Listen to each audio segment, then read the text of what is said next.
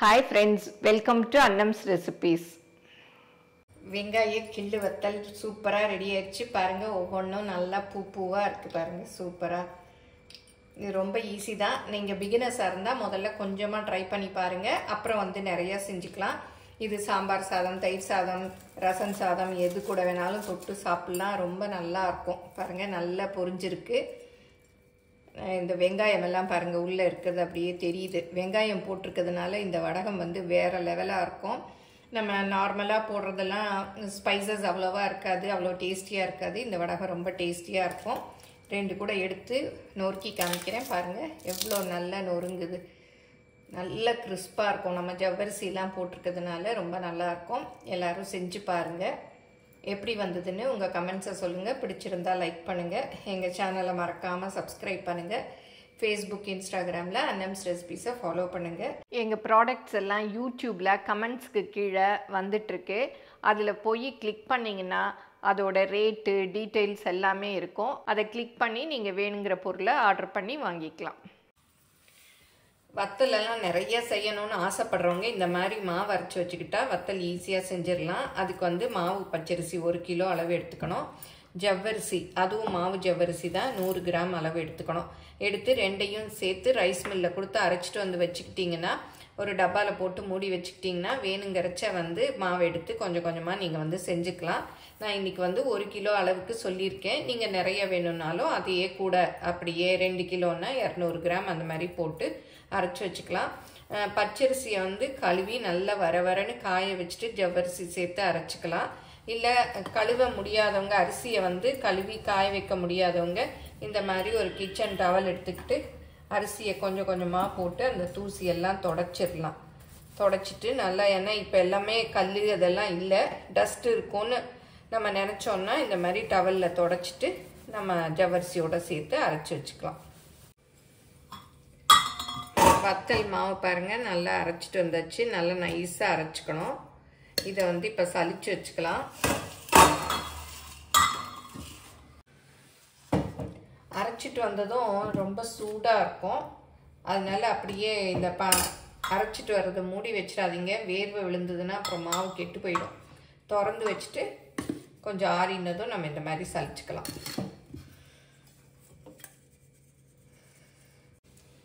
எல்லா மாவும் சலிச்சாச்சு பாருங்க. இவ்வளோ டஸ்ட் இருக்கு. அதனால சலிச்சிட்டு நம்ம எடுத்து வச்சுக்கிறது தான் நல்லது. பாருங்க இவ்வளோ இருக்கு.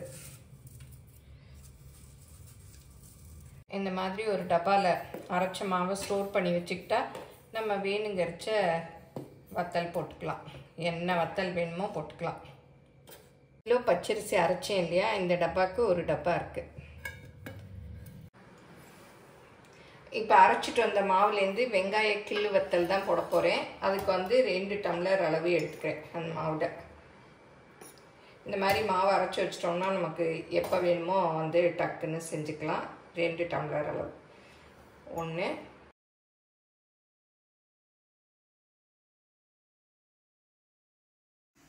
இப்போ வெங்காய கிள்ளு வத்தலுக்கு தேவையான பொருள்லாம் என்னென்னு பார்த்துக்கலாம். நான் இந்த டம்ளரில் 2 டம்ளர் மாவு எடுத்திருக்கேன். அதுக்கு வந்து 10 டம்ளர் அளவு தண்ணி அளந்து எடுத்து வச்சுருக்கேன். அப்புறம் வந்து காரத்துக்கு பச்சை மிளகாய், இந்த பச்சை மிளகாய் காரமே இல்லை, அதனால் ஒரு 10 பச்சை மிளகாய் எடுத்திருக்கேன். நீங்கள் வேணுங்கிற அளவு பார்த்து எடுத்துக்கோங்க. 100 சின்ன வெங்காயம், ஒரு 3 கட்டி பெருங்காயம், நீங்கள் வேணும்னா அரை டீஸ்பூன் தூள் பெருங்காயம் எடுத்துக்கோங்க. இந்த ஸ்பூனில் 2 ஸ்பூன் கல்லுப்பு, 1 ஸ்பூன் சீரகம். இதில் ஒரு 3 டம்ளர் தண்ணி ஊற்றி கரைச்சிக்கலாம். 1 2 3. இப்போ மீதி தண்ணியை இதில் ஊற்றிக்கலாம். ஊற்றி அப்படியே கொதிக்க விடணும். இதில் வந்து கல்லுப்பையும் போட்டுக்கலாம்.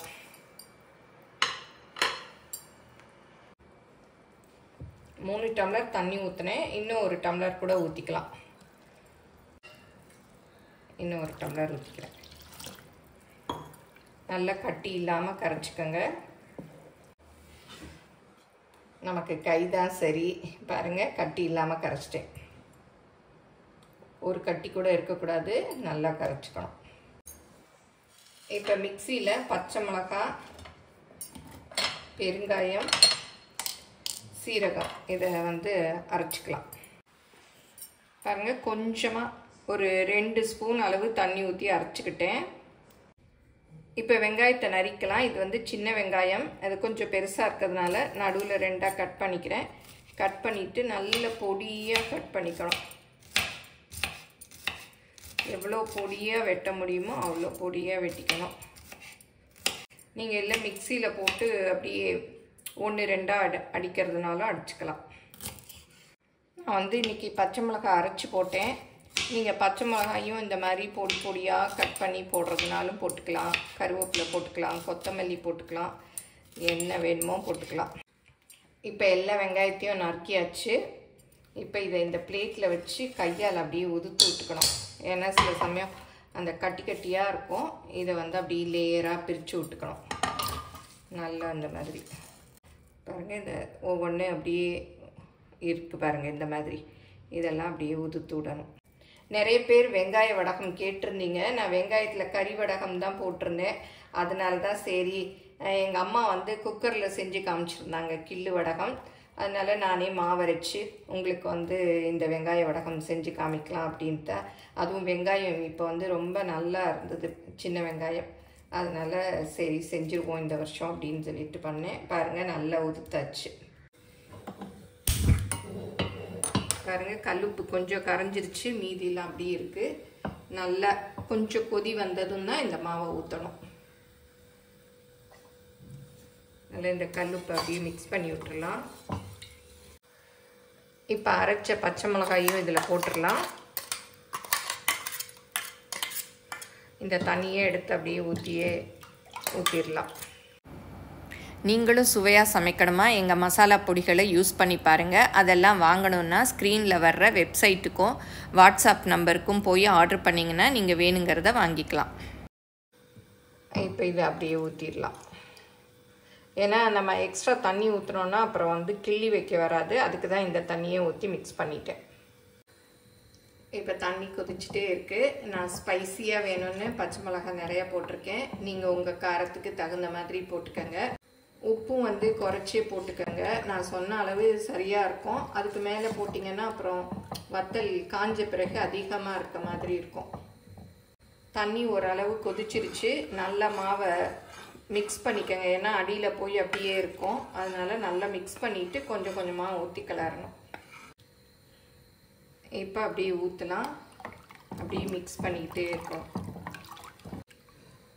அப்படியே அடியில் வச்சு கிளறிக்கணும். அதுக்கு தான் வந்து மரத்தில் கரண்டி வச்சுக்கோங்க. அப்போ தான் சூடு தாங்கும். அப்படியே மிக்ஸ் பண்ணி விட்டுக்கிட்டே இருக்கணும், இல்லாட்டி கட்டியாக போயிடும். நீங்கள் இதில் பச்சை மிளகாய்க்கு பதிலாக தனி மிளகாய் பொடி கூட போடுறதுன்னா போட்டுக்கலாம், இல்லை சில்லி ஃப்ளேக்ஸ் போடுறதுனாலும் போட்டுக்கலாம். கைவிடாமல் கிளறிட்டே இருக்கணும். மாவு அடியில் நின்று அப்படி கட்டி ஆயிக்கும். இப்போ பாருங்கள், முதல்ல தண்ணியாக இருந்தது இல்லையா, இப்போ நல்லா திக்காயிடுச்சு.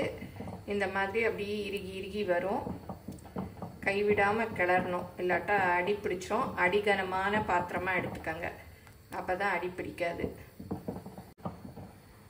ஒவ்வொருத்தங்க ஸ்பூனில் எடுத்து எடுத்து வட்ட வட்டமாக ஊற்றுவாங்க இல்லையா, அந்த மாதிரி வத்தலுக்கு இந்த ஸ்டேஜ் கரெக்டாக இருக்கும். இந்த ஸ்டேஜில் செக் பண்ணிக்கோங்க உப்பு போதுமா பத்தாதான்னு. பத்தலைன்னா போட்டு மிக்ஸ் பண்ணிக்கலாம். ஏன்னா அப்புறம் ரொம்ப கட்டியான பிறகு நம்ம போட்டு மிக்ஸ் பண்ண முடியாது. பாருங்கள், இந்த மாதிரி பபிள் வரணும். பபிள் வந்ததுன்னா நல்லா வெந்துருச்சுன்னு அர்த்தம். பாருங்கள், அப்படியே வருது உள்ளேந்து. ஸ்டேஜில் நம்ம வெங்காயத்தை போட்டுக்கலாம்.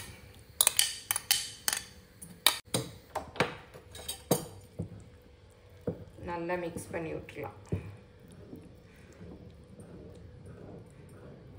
கொஞ்சம் ஆற ஆற வந்து நல்லா இறுகிடும். இப்போ வெங்காயம் போட்டு மிக்ஸ் பண்ணி விட்டேன். பாருங்கள், திரும்பவும் இந்த மாதிரி பபிள் வந்துருச்சு. பபிள் வந்தாலே நல்லா வெந்துருச்சுன்னு அர்த்தம். நல்லா மிக்ஸ் பண்ணி விட்டுருங்க. இப்போ வெந்துருச்சான்னு செக் பண்ணலாம். கையை வந்து தண்ணியில் நனைச்சிட்டு அப்படியே தொட்டு பார்க்கணும், ஒட்டாமல் இருக்குது பாருங்கள். இப்படி இருந்தால் நல்லா வெந்துருச்சுன்னு அர்த்தம். இப்போ வந்து அடுப்பை ஆஃப் பண்ணிடலாம். நல்லா பபிளும் வருது. நல்ல வேகலைன்னா தான் வந்து வடகம் வெடிச்சுக்கும், உடஞ்சிக்கும். அதனால நல்லா வேக விட்டுறணும். பாருங்க, அடியெல்லாம் பிடிக்கலை, நல்லா இருக்குது. அதை வந்து 2 பாத்திரத்தில் ஊற்றி வச்சுக்கிட்டேன். அப்போ தான் வந்து ஆறும், அதை கிள்ளி வைக்கலாம். பாருங்கள், இன்னுமே சூடாக தான் இருக்குது. நல்லா இந்த மாதிரி மிக்ஸ் பண்ணி விட்டிங்கன்னா ஆறிடும். கொஞ்சம் கொஞ்சம் அப்படியே மேலே எடுத்து கிள்ளி விட்டோன்னா அப்படி ஆறிடும். ஏன்னா எனக்கு வந்து இன்றைக்கி சமையல்லாம் முடிச்சுட்டு பண்ண டைம் ஆயிடுச்சு. காலையிலே பண்ணிங்கன்னா கொஞ்சம் நேரம் விட்டுட்டு சமையல்லாம் முடிச்சுட்டு நீங்கள் வந்து அப்புறம் மெதுவாக கிள்ளி வச்சுக்கலாம். எப்போவுமே வத்தல் வடகம்லாம் போடுறதா இருந்தால் காலையில் எந்திரிச்சதுமே மாவு கிளறிடணும். அப்போ தான் வந்து நம்ம வேலையெல்லாம் முடிச்சுட்டு கிள்ளி விட்டுறலாம். கையை வந்து இந்த மாதிரி தண்ணியில் நனைச்சிக்கங்க. நனைச்சிட்டு அப்படியே எடுத்து கிள்ளி வச்சிடலாம் சின்ன சின்னதாக. நான் இந்த மாதிரி எவர் சில்வர் ட்ரேயில் தான் துணி போட்டு வச்சுருக்கேன். அதில் அப்படியே ஊற்றி வீட்டுக்குள்ளே ஊற்றிட்டு அப்படியே தூக்கி மேலே கொண்டு வச்சிடலாம். நல்லா பக்கத்தில் வச்சுக்கோங்க. ஏன்னா நிறைய இடம் வேணும். இல்லை நீங்கள் மாடியில் கூட கொண்டு போய் டைரெக்டாக துணி விரித்து அதில் கூட நீங்கள் வந்து எடுத்து வச்சுக்கலாம். நான் இப்போ ரொம்ப வெயில் வந்துருச்சு அப்படின்னு சொல்லிட்டு வீட்டுக்குள்ளே வச்சுக்கிறேன். வச்சுட்டு இதை கொண்டு போய் மேலே வச்சிடலாம். இப்போ பாருங்கள், 2 ட்ரேயில் கிள்ளி வச்சுட்டேன். நல்லா கைவிடாமல் கிளறணும். அப்போ தான் கட்டி இல்லாமல் இருக்கும். பாருங்கள், எல்லாமே ஒன்று கூட கட்டி எல்லாம் விடலை, நல்லா வந்தது. நம்ம என்ன கைவிடாமல் கிளறிட்டே இருக்கணும். இப்போ இதை மாடியில் கொண்டு போய் வெயிலில் காய வச்சிடலாம். இந்த மாதிரி மாடியில் டைரக்ட் சன்லைட்டில் காய வச்சிடணும். இதெல்லாம் டைரக்ட் சன்லைட்டில் காய வச்சா தான் நல்லா காயும். குண்டு குண்டாக இருக்கு இல்லையா? பாருங்கள், நல்லா காஞ்சிருச்சு. இதை திருப்பி போட்டுட்டு தண்ணி தொளிச்சு எடுத்துடணும். இந்த பக்கம் திருப்பிட்டு தண்ணி கொஞ்சம் தொளிச்சு. இப்போ நல்லா ஊறிடுச்சு பாருங்கள். அப்படியே எடுக்க வருது. கொஞ்சம் கூட ஒட்டலை, அப்படியே எடுத்துகிட்டு வருது. நல்லா ஊறின பிறகு எடுங்க, இல்லட்டா வந்து அப்படியே துணியில் ஒட்டிகிட்டு இருக்கும். பாருங்கள், இப்போ துணியிலலாம் ஒன்றுமே ஒட்டலை, நல்லா வருது. இதை வந்து ஒரு மத்தியான நேரத்தில் எடுக்கணும். இதை திரும்பவும் வந்து ஏன்னா தண்ணி தொளிச்சிருக்கோம் இல்லையா, வெயிலில் கொண்டு போய் வைக்கணும். பச்சை மிளகா போட்டதுனால கொஞ்சம் க்ரீன் கலராக இருக்குது. நீங்கள் சிவப்பு மிளகா போட்டிங்கன்னா ரெட் கலராக இருக்கும். துணியிலேருந்து உரிச்ச வடகத்தை இந்த மாதிரி வெயிலில் காய வச்சிடணும். இப்போ வடம் நல்லா காஞ்சிருச்சு. இந்த மாதிரி சவுண்டு வரணும். பாருங்கள், சூப்பராக லேஸாக இருக்கிறதுனால சீக்கிரமே காஞ்சிருச்சு. அழகாக இந்த மாதிரி குட்டி குட்டியாக இருக்குது. நல்ல வெடிப்பு இல்லாமல் வந்திருக்கு பாருங்கள். நல்லா வெந்தால் தான் இந்த மாதிரி வெடிப்பு இல்லாமல் வரும். இல்லாட்டி வெடிச்சுக்கும், அப்படியே வீரல் விட்டுரும், ஒடிஞ்சிரும். நீங்கள் பச்சை மிளகாய்க்கு பதிலாக சிவப்பு மிளகாய் கூட போட்டுக்கலாம். நான் பச்சை மிளகாய் போட்டதுனால பாருங்கள் கலரே கொஞ்சம் டல்லாகிடுச்சு. நல்லா காஞ்சிருச்சு. ஆனால் அழகாக குட்டி குட்டியாக நல்லா இருக்கு.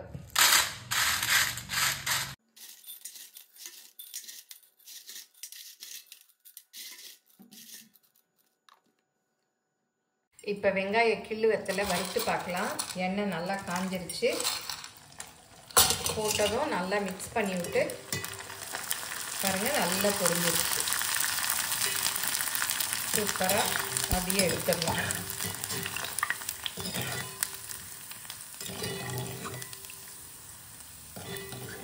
இது சாப்பிட்றதுக்கு ரொம்ப டேஸ்டியாக இருக்கும்.